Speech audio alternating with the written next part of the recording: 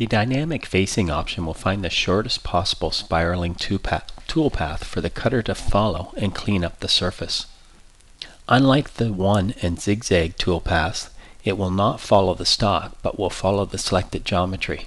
So in this case, this toolpath may not clean up all of the stock.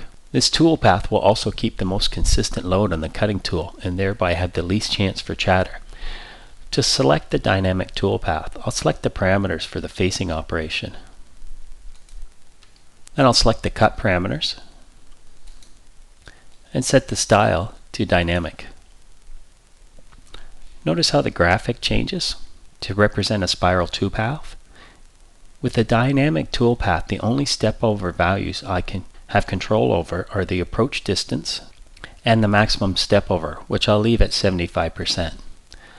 I'll accept these new selections and regenerate the toolpath.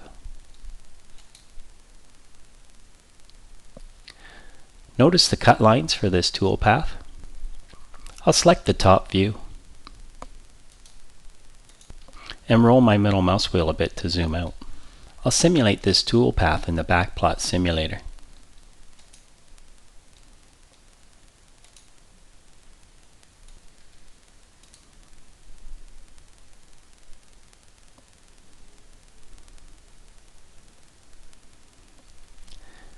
Notice how this area is not cleaned up by the face mill, but that's okay since the contour toolpath will remove all of this material. I'll go ahead and exit the simulator and save my work.